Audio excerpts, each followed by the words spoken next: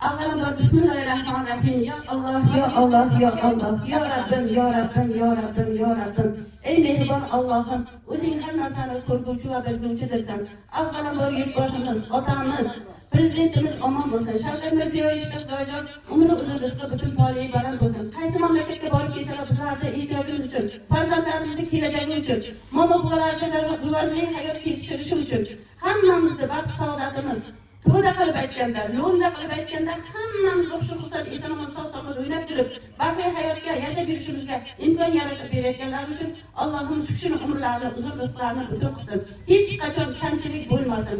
O'zbekistonimiz porlab, yangi O'zbekistonimizda yangicha yashayotgan insonlar ko'p bo'lsin. Sharoitlarimiz zo'r bo'lsin, umrlari uzun bo'lsin. Xudojon prezidentimizning 100 yoshlar bilan yuzlashib yurganda ham O'zbekistonni kelajak uchun qo'shni mamlakatlar bilan ahli ittifoq bo'lib, chiroyli bitimlar tuzib, chiroyli shartnomalar tuzib, sharoitimizni zo'r qilib yurishlariga doimo u kishiga kuch, quvvat, sabr, toqat tilaymiz. Hammalaringizning nomlaringizdan butun O'zbekiston Shavkat Mirziyoyevga kim tanisa, o'sha insonlar nomidan men shaxsan Allohimdan iltijo qilib so'rayman. Doimo umrlari uzun, rizqlari butun toliylari baland bo'lsin.